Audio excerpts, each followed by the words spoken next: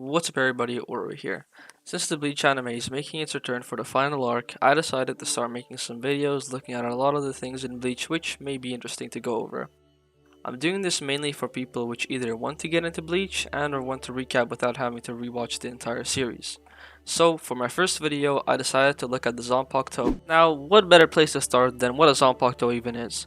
As most of you probably already know, this is the main weapon of the Shinigami, Arankara, and Vizards, and the art of wielding a Zanpakuto is called Zanjutsu, literally translating into swordsmanship. The Zanpakuto was conceived and invented by Uetsu Nimaya, and the terms Zanpakuto, Shikai, and Bankai were all chosen and given by Ichibei Hiyosube, whose Zanpakuto was also the first to gain an evolved form known as a Shinichi, but now known as Bankai. All Zanpakuto start off as nameless swords called Asauchi, or Shallow Hate. As Shinigami spend time and progress in their training with this Asauchi, they slowly imprint the essence of their soul into their own Asauchi. This is how they guide and mold their own unique Zanpakuto. The most common way of getting an Asauchi is by entering the Shino Academy, where you will be loaned an Asauchi which later may be given to you upon joining a division. Other more unconventional ways would be either gaining a Zanpakuto in another way, for example Kenpachi taking one from a dead Shinigami, or Zanpakuto handed down from generation to generation in the case of the Nao and the Issei clan, wherein the members of said clan cannot create their own unique Zanpakuto as they are bound to the clan's blade. A lot of questions arise once we find this out, considering how the main character Ichigo gained his Shinigami powers, at least the ones not borrowed from Rukia. However, I feel like Ichigo's Zanpakuto and powers in general deserve a video of their own, as there are a lot of things to cover there. After the Asauchi state, the Zanpakuto now has a soul of its own, or more like a part of the wielder's soul with its own consciousness. Now the wielder's ability to communicate with their Zanpakuto spirit is essential, as the Zanpakuto can manifest itself into two other forms after the seal state, which are essentially upgrades to the sword known as Shikai and Bankai. The different abilities of every Shinigami's Zanpakuto are based off the Shinigami's power and personality. Most Shinigami carry the Zanpakuto in its seal state and activate their release forms when necessary. Sealed state is when most Zanpakutos look alike. The common variations are Katana, Wakizashi, Nodachi, and Tanto. The general powers of all Zanpakuto are Konso, the process of a Shinigami sending wandering holes or pluses to either the Soul Society if they were good in their life, or to Hell if they committed evil acts in their life. And Hollow Purification. When a Hollow is sliced with the Zanpakuto, it cleanses the sins that the Hollow has committed and sends them to the Soul Society. A Zanpakuto wielder captain level and above can control the size of their Zanpakuto, as if they wouldn't be able to do this, their Zanpakuto would be so big that they would essentially be swinging skyscrapers around. Shikai, or the initial release, is the first upgraded form of a Zanpakuto. To activate it, the Shinigami needs to learn the name of their Zanpakuto. However, this is a lot trickier than it sounds, as after the Asauchi state, the living spirit of the Zanpakuto already has its own name, and the wielder must communicate and harmonize with the Zanpakuto within their inner world. This is where the Zanpakuto spirit of every Zanpakuto wielder resides. The inner world is created within the minds of the wielder of the Zanpakuto. As such, everyone's inner world drastically differs from everyone else's, and is quite unique to themselves. A Zanpakuto spirit can bring its wielder into its inner world, but the wielder can also voluntarily achieve this by performing Jinzen, or sword meditation. In this state, the Zanpakuto master will have to fight their Zanpakuto spirit in order to gain access to new abilities. Any form of injury sustained in the inner world while in this meditative state is reflected into the real world. However, there is no pain, as the Zanpakuto spirit is a part of the wielder's soul.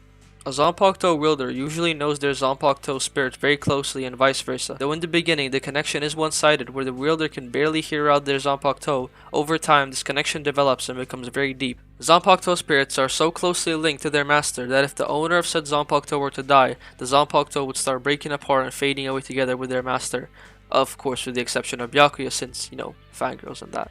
Shikai is activated through a release command followed by the name of the Zanpakuto. The release command can range from a simple imperative verb to a short poem. However, this step can be bypassed by Zanpakuto users that have already learned Bankai. Yes, now on to what all of us have been waiting for, Bankai, or final release if you want to be classy. This is the second and final upgraded form of a Zanpakuto.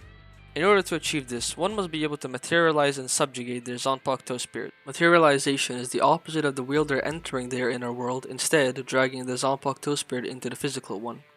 This alone takes the wielder 10 years or more to achieve, plus the experience needed to master it, except Ichigo and Urahara, which I'll talk about in a bit. Despite the Shinigami having to force their Zanpakuto spirit to teach them Bankai, the Zanpakuto also becomes stronger and learn Bankai at exactly the same time that their master learns it. Even though Bankai is the final stage of a Zanpakuto, it does not mean the Shinigami growth stops there. A Bankai, especially one recently obtained, can evolve even further as their master gets stronger. The power of a Zanpakuto's Bankai is generally 5 to 10 times stronger than that of a Shikai.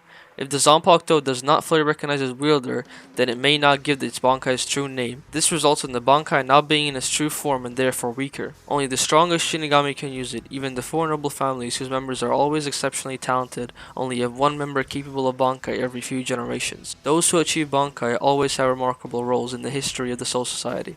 While a broken Shikai will eventually regenerate as the wielder spends time with it, a broken Bankai can never be returned to its former state, with some exceptions. Now back to the two exceptions to the 10-year-old more rule.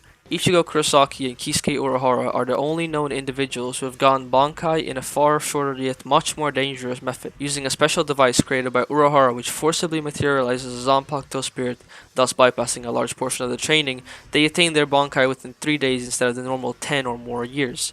After successfully testing the device and achieving Bankai, Urahara stated training by using this method for more than 3 consecutive days could prove to be fatal. There are several types of Zanpakuto, the main ones being melee, Kido, and elemental. Kido Zanpakuto have many subgroups, and the elemental group, while being part of the Kido type group, is large and diverse enough to stand as its own group, having types such as ice, earth, wind, water, etc. However, a Zanpakuto cannot use elemental attacks of more than one element, just like no Zanpakuto in existence is a Shikai and a Bankai which use unrelated abilities. There is one known subtype, this being consistently released type Zanpakuto, which are always in Shikai form because of the strength of their wielder's spiritual pressure, or, more importantly, their lack of control over it. A good example of this would be Ichigo. The reason I didn't cover Ronkars much in this video is due to their powers and the ways of getting them being quite different from those of Shinigamis and Wizards.